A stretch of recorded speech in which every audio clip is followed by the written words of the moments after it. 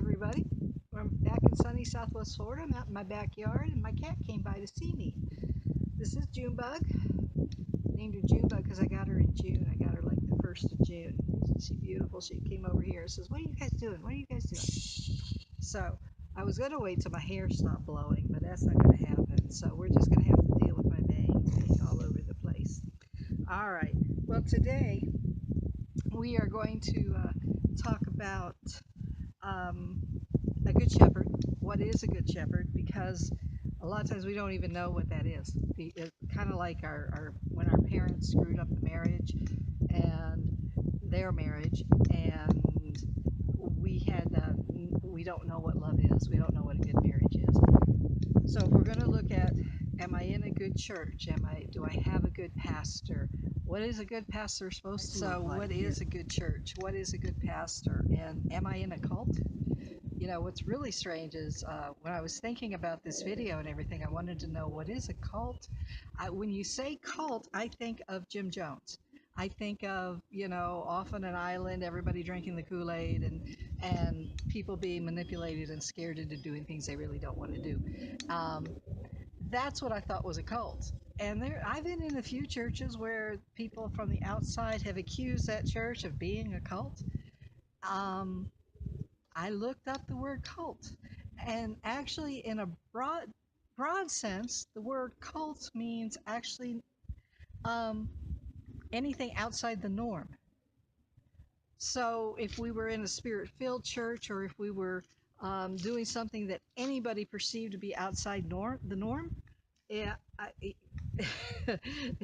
it could have been called a cult according to that definition. So now the Jim Jones kind of thing, that's a narrow definition of a cult. So actually what I'm doing right now, talking to you over YouTube and everything, could be considered cultish because I'm talking to you about scripture and about church in a way that's not normal. That's not the normal way of doing things. So I don't know. The important thing is, are you where you want to be? Are you happy there? And I do want to talk about what a good pastor is. We know what a good pastor is from the example Jesus gave us. And in the example Jesus gave us, he used a shepherd and herding sheep, and he referred to us as sheep. And from what I heard, sheep aren't real intelligent. And I remember, it was Dr. Mike Murdock. I love what he said when he says, we people as Christians, we may be right, but we're not bright. And I've heard that sheep are not very bright. So what are you going to do, right? So here we are. We're talking about Jesus, and we're talking about what is a good shepherd. So we're looking at Jesus. We're looking at some of the things he said about being a shepherd. We're looking at his thing,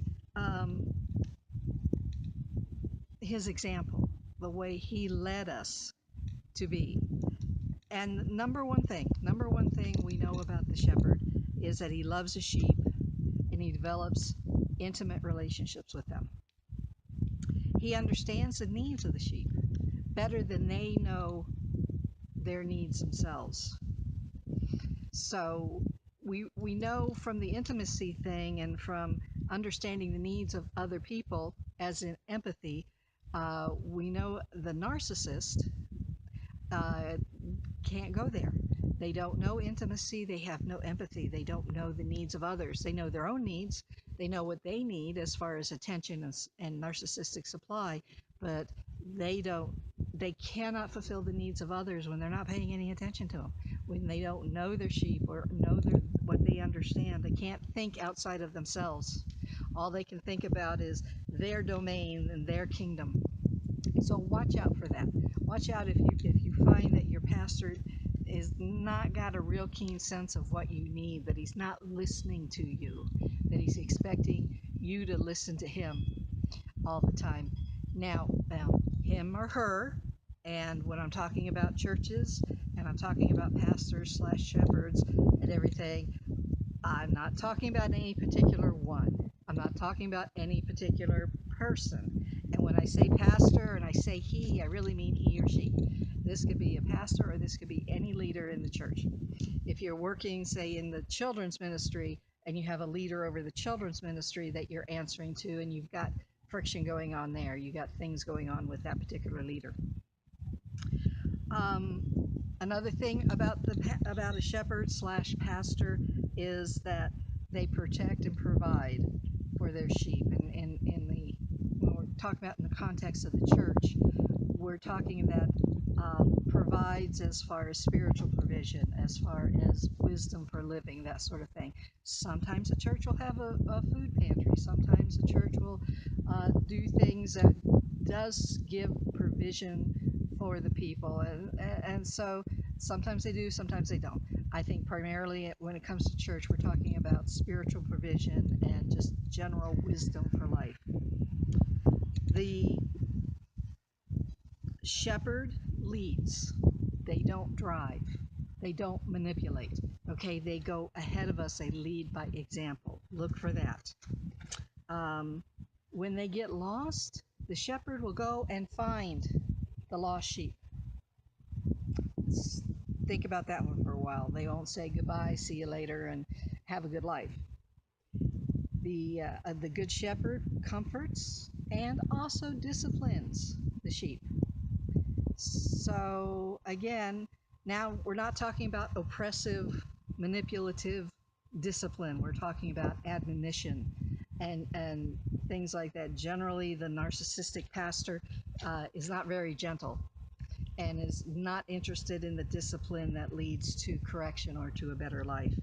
And the other thing that I really found interesting when I was looking up um, the good shepherd and how a shepherd treats a sheep and everything that I don't find very often in churches is that the pastor, the shepherd, keeps the sheep from fighting each other and from biting and devouring each other. And when you got a narcissist involved in a church, in the pulpit, what you're going to find is that they cause the fighting. They like the sheep fighting because in the midst of the fighting and the drama and the chaos, they rule over that. They caused it to begin with, and then they are ruling over it. You know, the divide and conquer kind of mentality is what you will find in a narcissist. And so watch this in your pastor. Make sure she is not the one causing the fighting, is not the one stirring up the drama himself for some odd reason, whatever reason they may find some pleasure or some attention in causing drama. So that's about it. All I have for this particular video. Um, I'm not picking. I just want to say this is what a good shepherd looks like. This is what a good church looks like. And if you're not finding that, if it's not happening around you, you need to rethink where you're at. You don't feel like you can move away from that situation, let's talk. Let's talk about what's happening, how we can deal with it, and and how we're going to forgive and move on with our lives. Okay, so I just thought I'd come and talk about and tell you what a good shepherd looks like and what they're supposed to do without expecting too much. We are still all adults and everything, but I think we need to talk about it and realize what we should be seeing in our leaders, in our spiritual leaders. All right, so you guys have a real good day, the rest of your day, and I will talk at you soon. Bye bye.